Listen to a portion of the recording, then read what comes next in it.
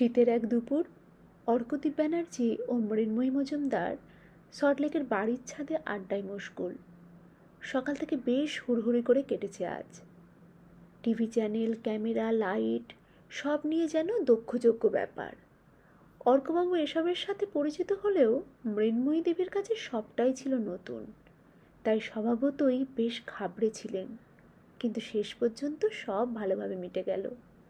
এখন আড্ডা দিতে বসে সেই সকালের কথা নিয়েই হাসি মজা হচ্ছে। হঠাৎ অর্কবাবুর মুঠোফোনের আওয়াজ হাসির শব্দকে ছাড়িয়ে প্রকট হয়ে উঠল। অর্কবাবু মৃন্ময়ী দেবীকে বললেন, এই ফোনটারই অপেক্ষাতে ছিলাম। এখন তো ওদের ওখানে সকাল হলো, খবরটা নিশ্চয়ই পেয়ে গেছে এতক্ষণে। আজ ফোন তো করবেই। সেই নিউ ইয়ারের উইশ জানিয়ে ফোন এসেছিল, আবার আসতো নববর্ষের শুভেচ্ছা জানাতে। কিন্তু আজ এরকম একটা খবরে ফোন না করে থাকে কি করে? ফোনটা তুলে অর্কবাবু বলেন, হ্যাঁ বলো। তুমি এরকম করতে পারলে? কেন, আমি কি এমন কাজ করেছি? জানো না তুমি কি করেছো? সকালে উঠে বন্ধুদের মেসেজ দেখে টিভি খুললাম। আমার কথা বাদ দাও, মায়ের কথাও ভাববে না তুমি? তোমার মায়ের কথা আমার থেকে বেশি কেউ ভাবেনি, আর তুমি বলছো তোমার মায়ের ব্যাপারে কথা? তোমার মুখে সে কথা শোভা পায় না। আমি ফোনটা এখন রাখছি। ফোনটা রেখে কিছুক্ষণ চুপ থাকার পর মৃন্ময়ী দেবী কথা শুরু করেন। তোমাকে আগেই বলেছিলাম, এত বড় একটা সিদ্ধান্ত নেওয়ার আগে একবার ওর জিসমানের সাথে কথা বলে নাও। শুনলে না তখন আমার কথা। এখন বাবা ছেলের সম্পর্কটা নষ্ট হলো। সম্পর্কের ছিলইটা বাকি, শুধু বছরে কটা ফোন। আর সারা জীবন শুধু সম্পর্কের কথাই তো ভেবে গেলাম, নিজের কথা ভাববো কবে? অসহায় গলায় উত্তর দেন অর্কবাবু। আজ থেকে 40 বছর আগে অর্কদীপ ব্যানার্জি, মেডিকেল স্টুডেন্ট, দ্বিতীয় বর্ষ, শহরের নামী শল্য চিকিৎসক অরুণাভ ব্যানার্জির একমাত্র পুত্র। মৃন্ময়ী মজুমদার, বায়োলজি অনার্স, প্রথম বর্ষ। বাবা চিন্ময় মজুমদার এক লক আউট হয়ে যাওয়া কারখানার ইউনিয়নের নেতা। বাড়িতে আছে মানসিক প্রতিবন্ধী ভাই। পড়াশোনার পাশাপাশি টিউশন করে সংসারে কিছুটা হাল ধরে মৃন্ময়ী। সমাজের দুই অসম অবস্থান সত্ত্বেও দুজনের মধ্যে বন্ধুত্ব হতে সময় বেশি লাগেনি। শর্মিলা ছিল ওদের যোগাযোগের মাধ্যম। অর্কর ক্লাসমেট আর মৃন্ময়ীর প্রিয় বান্ধবী শর্মিলা। এক দুর্গাপুজোর ষষ্ঠীর দিন আলাপ দুজনের। মৃন্ময়ীর দুটো জিনিস প্রথম দিনই ভীষণভাবে নাড়া দেয় অর্ককে। এক, মৃন্ময়ীর অসম্ভব সুন্দর গানের গলা। মৃন্ময়ী যখন গান করত তখন ওকে দেখে কেউ বুঝতে পারতো না ওর চলার পথের প্রতিবন্ধকতার কথা। তখন ওকে দেখে মনে হতো পৃথিবীর সবচেয়ে সুখী মানুষ। আর দুই, আত্মবিশ্বাস। ওর কথা বলা আর চোখের মধ্যেই আত্মবিশ্বাস ফুটে উঠত।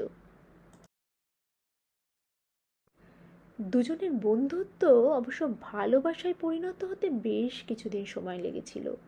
মৃন্ময়ী নিজের জীবনের সাথে কাউকে জড়াতে রাজি ছিল না। অর্ক সময় দিয়েছিল মৃন্ময়ীকে ভাবতে। তবে বন্ধু হিসাবে ওদের সম্পর্ক সবসময় অটুট থাকবে সেটাও জানিয়ে দিয়েছিল দৃঢ়ভাবে। এরপর অর্ক ডাক্তারি পাশ করে উচ্চশিক্ষার জন্য বিদেশে পাড়ি দেয়। মৃন্ময়ী ইতিমধ্যে ব্যাংকে একটা ভালো চাকরি পেয়ে যায়, তবে বাবাকে হারিয়ে ফেলে। লকডাউনের পর সবাই সব পাওনা পেয়ে গেলেও ইউনিয়নের নেতা হওয়ার পুরস্কার স্বরূপ চিন্ময়বাবুর ভাগ্যে জোটে না কিছুই। উপরন্তু মুখোশধারী বন্ধুদের চিনতে পেরে মানসিকভাবে ভীষণ ভেঙে পড়ে। নিজেকে পরিবারের কাছে বোঝা মনে করতে থাকে। তাই শেষ পর্যন্ত নিজের জীবন শেষ করে ময়দান ছেড়ে পালিয়ে যায়। মৃন্ময়ী আর অর্কর মধ্যে যোগাযোগটা থেকে যায় চিঠির মাধ্যমে। দুজন দুজনের সমস্ত সুখ দুঃখের কথা চিঠির মাধ্যমে একে অন্যকে জানাতে থাকে। এরকমভাবেই ওদের বন্ধুত্ব শেষ পর্যন্ত ভালোবাসায় পরিণতি পায়। বিদেশে উচ্চশিক্ষা শেষের পর সেখানকার লোভনীয় চাকরির সুযোগ অগ্রাহ্য করে দেশে ফিরে আসার জন্য মনকে মানাতে পারে না অর্ক।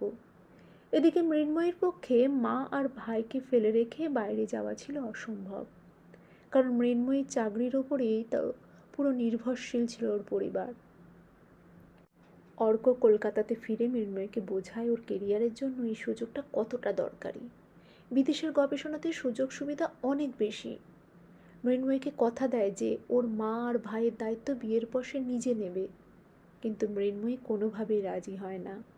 স্পষ্টভাবে জানিয়ে দেয় তার মা ও ভাইয়ের দায়িত্ব তার, আর সেটা সে নিজেই করতে পছন্দ করবে। অর্কও নিজের সিদ্ধান্তে অটুট থাকে, তবে অর্ক কথা দিয়ে যায় যে সে মৃন্ময়ীর অপেক্ষাতেই থাকবে। এরপরও মৃন্ময়ীকে অনেকবার বোঝানোর চেষ্টা করে ব্যর্থ হয় অর্ক। অর্ক কথা দেয় 10 বছর পর আবার তারা ফিরে আসবে কলকাতায়, তাতেও রাজি হয় না মৃন্ময়ী। দুজনের জেদ আগলে থাকে। এদিকে অর্ক ঠাকুমা নাতির কাছে আবদার করে তার মৃত্যুর আগে যেন তিনি নাত বউয়ের মুখ দেখে যেতে পারেন, কিন্তু নানা অজুহাতে এড়িয়ে যায় অর্ক। তার যে মনের আশা, তার অপেক্ষার অবসান একদিন হবেই। অন্যদিকে প্রচণ্ড আত্মসম্মানী মৃন্ময়ী অর্কর ওপর অভিমান করে সব সম্পর্ক ছিন্ন করে কলকাতা থেকে বদলে নিয়ে চলে যায় শিলিগুড়ি। অর্ককে কিছুই জানায় না। মাঝে কেটে যায় 3 বছর। অর্ক ঠাকুমার শারীরিক অবস্থার অবনতি হতে শুরু করে। মৃত্যুর আগে একমাত্র নাতিকে দেখতে চাইলে অর্ক ফেরে 3 বছর পর কলকাতাতে। ঠাকুমা তখন জোর করে রাজি করায় নাতিকে বিয়ে করতে। কোনো অজুহাত শুনতে বাড়ির কেউ রাজি হয় না। অর্কর মা বলে, আমাদেরও তো কিছু আশা থাকতে পারে তোকে নিয়ে, তোর কোনো ব্যাপারে তো আমরা কোনো দিনও কোনো জোর করিনি, এবার তুই যা ভালো মনে করিস সেটাই করিস। এরপর অর্ক কিছুদিন মৃন্ময়ীকে খোঁজার ব্যর্থ চেষ্টা করে মা ঠাকুমার কথাতে রাজি হয়ে যায়। বিশেষ করে মৃন্ময়ীর ওপর অভিমান করেই রাজি হয়ে যায়। দুজনের ওপর দুজনের অভিমান দুজনকে চিরদিনের জন্য দূরে ঠেলে দেয়। 30 বছর পর আবার দেখা হয় দুজনের 6 মাস আগে। এখন অর্কদীপ ব্যানার্জি সমাজের এক গণ্যমান্য ব্যক্তি। অর্কদীপ ব্যানার্জি এখন বিখ্যাত কার্ডিওলজিস্ট, সারা দেশ জোড়া তার নাম। মৃন্ময়ী এখন একটি এনজিওর সাথে যুক্ত, যারা সমাজের অবাঞ্ছিত শিশুদের আশ্রয় দেয় ও তাদের শিক্ষা দেয়। সাথে নিজের বাড়িতেও ছোট্ট একটি বৃদ্ধাশ্রম মতো খুলেছেন, যেখানে মৃন্ময়ী দেবীর মতো যাদের কেউ কোথাও নেই, আবার নিজেদের মতো করে জীবনযাপন করার আর্থিক সামর্থ্যও নেই, তাদের তিনি আশ্রয় দিয়েছেন। মাত্র 5 জন সদস্য এখন। মৃন্ময়ী দেবীর পেনশন আর কিছু সংগঠনের সাহায্য দিয়ে চলে যাচ্ছে। এনজিওর একটি বাচ্চার হার্টের কিছু গুরুতর সমস্যা দেখা দিলে এনজিওর সাথে যুক্ত যিনি সেই ডাক্তারবাবু বলেন, একবার অর্কদীপ ব্যানার্জিকে দেখানো গেলে ভালো হতো, কিন্তু ওনার অ্যাপয়েন্টমেন্ট পাওয়া তো খুব কষ্টকর। আচ্ছা দেখি আমি যদি চেষ্টা করি কিছু পারি, আপনারাও দেখুন একটু চেষ্টা করে। মৃন্ময়ী দেবী 2 দিন ভাবলেন, তারপর ঠিক করলেন কিচ্ছু করার নেই, এই ছোট্ট ফুটফুটে বাচ্চাটাকে বাঁচাতে আজ তাকে অর্কদীপ ব্যানার্জির মুখোমুখি হতেই হবে। চেম্বারে গিয়ে দেখা করা সম্ভব না জেনে একদম বাড়িতেই পৌঁছে যান মৃন্ময়ী দেবী। গেটে দারোয়ানকে অনেক বুঝিয়ে রাজি করায় গিয়ে অন্তত একবার তার নামটা বলার জন্য। মুহূর্তের মধ্যে অর্কদীপবাবু নিজেই গেটে চলে আসেন আর মৃন্ময়ী দেবীকে ভেতরে নিয়ে যান। তারপর এতদিনের জমে থাকা মান অভিমান, ডাক্তারি, স্ত্রী, পুত্র সব কিছু নিয়ে অনেক কথা হয়। মৃন্ময়ী দেবীও জানায় তার বিগত 30 বছরের সব কথা, সাথে বাচ্চাটির সমস্যা সংক্রান্ত সমস্ত রিপোর্ট দেখায়। অর্কদীপবাবু কথা দেন খুব তাড়াতাড়ি বাচ্চাটিকে সুস্থ করে তুলবেন। মৃন্ময়ী দেবী চলে যাওয়ার জন্য উঠে দাঁড়ালে অর্কদীপবাবু বলেন, আমাদের বন্ধুত্ব কি নতুন করে শুরু করা যায় না? মৃদু হাসি হেসে টেবিলের ওপর থেকে নেম কার্ডটা নিয়ে বেরিয়ে যায় মৃন্ময়ী দেবী। 1 মাস আগে সফলতার সঙ্গে বাচ্চাটির অপারেশন হয়। এখন সে আস্তে আস্তে সুস্থ হয়ে উঠছে। মৃন্ময়ী দেবী আর অর্কবাবুর বন্ধুত্ব নতুন রূপ পেয়েছে। দুজনে এখন হোয়াটসঅ্যাপে ভিডিও কল করেন।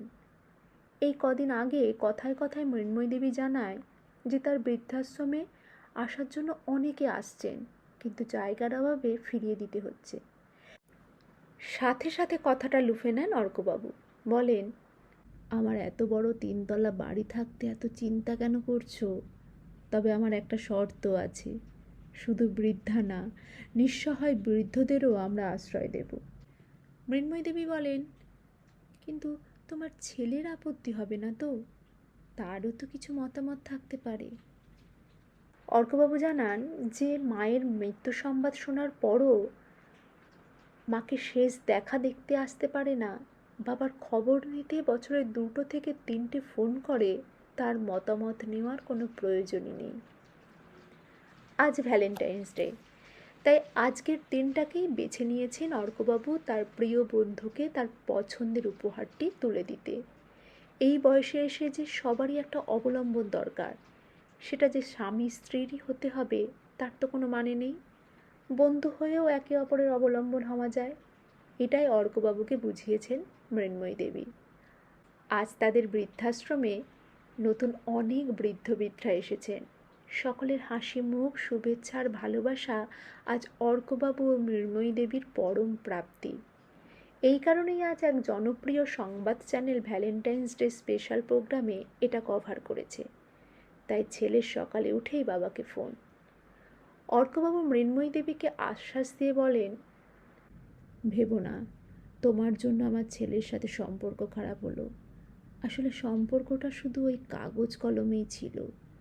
যদি আমি আজ আমার বাড়ি, টাকা পয়সা সব বৃদ্ধাশ্রমের পেছন খরচ না করে সব ছেলেকে দিয়ে তোমাকে বিয়ে করে অন্য কোথাও চলে যেতাম, তখনও আমার ছেলে সমাজ নিয়ে, নিজের মাকে নিয়ে এতটা ভাবতো না। কিন্তু আজ কিছু না পেয়ে এগুলো ভাবছে আর বলছে। আমাদেরও নিজের জন্য নিজের মতো করে বাঁচার অধিকার আছে। কারো মুখাপেক্ষী হয়ে বেঁচে থাকার দিন শেষ, তাই নিজেকে দোষী ভেবে কষ্ট পেও না। এভাবে অর্কদীপবাবু ও মৃন্ময়ী দেবী ঘন্টার পর ঘন্টা একে অপরের সাথে কথা বলতে বলতে কখন যে সময় গড়িয়ে গেছে তা টেরই পাননি। কথায় কথায় তারা এতটাই মগ্ন ছিলেন যে চারিদিকে সব কোলাহল যেন তাদের কাছে স্তব্ধ হয়ে গিয়েছিল। হঠাৎ সারপ্রাইজ বলে একদল হাসি খুশি মুখ সামনে এসে হাজির হলো। অর্ক মৃন্ময়ী নিকেতনের আবাসিকরা। ওরা কেক আর ফুল নিয়ে তাদের সামনে দাঁড়িয়ে। তখন তাদের হুঁশ ফিরল। সবাই মিলে আনন্দে কেক কাটলেন এবং পবিত্র বন্ধুত্বের এই ভ্যালেন্টাইন্স ডে একসঙ্গে উদযাপন করলেন।